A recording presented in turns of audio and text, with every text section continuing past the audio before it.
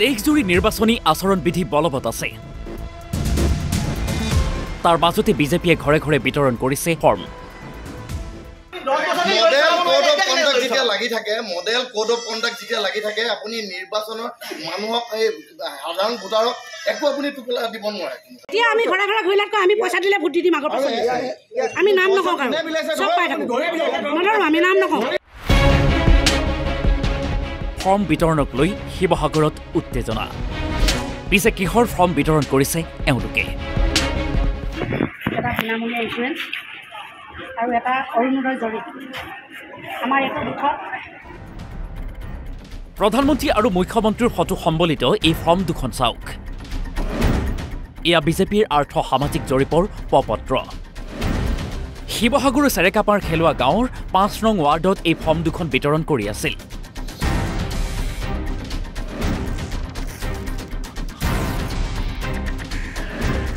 সেই সময়তে ৰাইজৰ দলৰ একাংশ নেতাকৰ্মীয়ে বিজেপিৰ এই ফৰ্ম বিতৰণৰ বিৰোধিতা কৰে।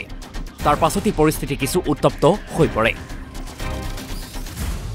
আমি যিমান দি আপুনি গোটেই অসমীয়া মানুহক যদি অৰুণোদয় দিয়ে বেয়া নাপাওঁ নহয়, চবকে দি দিব, ক'বলৈ একো নাই। কিন্তু ইলেকশ্যনটো গৈ লওক, আছে নিদিওঁ বুলি ভাবিছিলোঁ। ঘটনাৰ খবৰ লাভ কৰি ঘটনাস্থলীত উপস্থিত হয় ফ্লাইং স্কোৱাডৰ দল আৰু ফৰ্ম বিতৰণ কৰি থকা অৱস্থাত তাতে লুটে ধৰে আৰু ফৰ্মসমূহ জব্দ কৰি লৈ যায়। এতিয়া কথা হৈছে, নিৰ্বাচনী আচৰণবিধি বলবৎৰ সময়ত এনেদৰে ফৰ্ম বিতৰণ কৰিব পাৰেনে? কি কয় ফ্লাইং স্কোৱাডৰ দলে? আহি আমি ইয়াত পালোঁ অৰুণোদয় ফৰ্ম ডিষ্ট্ৰিবিউট কৰি আছিলে। তো CO ছাৰে আমাক ইনফৰ্ম কৰিছিলে। চ' এইটো আমাৰ model code of conductor rule violate কৰাৰ কাৰণে আমি এইবিলাক চিজ কৰিছোঁ। কোন দলৰ আছিলে? যিটো বিজেপি আছিলে। এতিয়া ফৰ্মখিনি কি কৰিলে? ফৰ্মখিনি আমি চিজ কৰিছোঁ, এতিয়া ছাবমিট কৰি দিম। আৰু যিসকলে বিতৰণ কৰি আছে তেওঁলোকৰ ওপৰত আমি CO ছাৰে বিচাৰিছে ডিটেইলছটো, ছাৰক দি দিম আমি ডিটেইলছবিলাক। পিছৰ পৰ্যায়ত লোৱা হ'ব চাগে কি একশ্যন। এইটো পায় নাই এনে ধৰণৰ? এইটো নোৱাৰে, এইটো কৰিব নোৱাৰে, সম্পূৰ্ণৰূপে ভাইলেট কৰিছে, কৰিব নোৱাৰে। আপোনালোকে প্ৰাথমিক তদন্ত কৰিছে? কৰিছোঁ। এই ঘটনাক লৈ এতিয়া তীব্ৰ প্ৰতিক্ৰিয়া ৰাইজৰ দলৰ। নিৰ্বাচন আয়োগে সম্পূৰ্ণ পক্ষপাতিত্বমূলক শাসকীয় পক্ষ লৈছে, এই কথাটো নিশ্চিত হৈছে। আমি এটা কথা এই ফৰ্মখন এই নিৰ্বাচনী বিধি উলংঘা কৰি এইখন এতিয়া বিতৰণ কৰি থকা হৈছে। আমি কেইবাটাও জেগাতো এই ফৰ্মখন বিতৰণ কৰি থকা অৱস্থাত পাইছোঁ। এইখন কেতিয়াও বিতৰণ কৰিব পৰা নিৰ্বাচন আয়োগে কোনো অনুমতি দিয়া নাই এইখন বিতৰণ কৰিবৰ কাৰণে। তাৰ বিষয়ে আমি লক্ষ্য কৰিছোঁ যে আমি হাতে লোকে ধৰা পৰে তেওঁলোকৰ মুখ্যমন্ত্ৰীয়ে এখন বিতৰণ কৰিবলৈ দিছে বুলি কৈছে। তেওঁলোকৰ এই প্ৰশাসন কেন্দ্ৰটো এখন বিতৰণ কৰিবলৈ অনুমতি দিছে বুলি।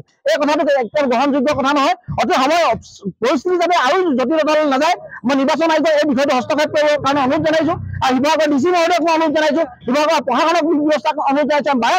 বাৰম্বাৰ ফোন কৰি থকাৰ পাছত তেখেতসকলে আহি এই বিষয়টো নিষ্পত্তি কৰিবলৈ চেষ্টা কৰা নাই। আমি এই কথাটো অভিযোগ তুলিছোঁ। তেখেতসকলে এই নিৰ্বাচন আয়োগে শাসকীয় পক্ষ লোৱা বুলি আমি অভিযোগ কৰিছোঁ। আৰু বিষয়টো এই যে ফৰ্ম বিলোৱা, এই যে সাধাৰণ মানুহক আভুৱা কৰিবলৈ চেষ্টা কৰা, এই 10 বছৰে অৰুণোদয় দিব নোৱাৰা এই তপন গগৈ এতিয়া ইলেকশ্যনৰ সময়ত তেখেতসকলে জৰীপ কৰিবলৈ আহিছে আৰু অৰুণোদয় দিম বুলি কৈছে। এই দুখীয়া মানুহক প্ৰলোভিত কৰাৰ চেষ্টা কিন্তু আমি কেতিয়াও মানি ল'ব নোৱাৰোঁ। শিৱসাগৰৰ পৰা ইৰশ্বাদ উল্লাহ, NB নিউজ।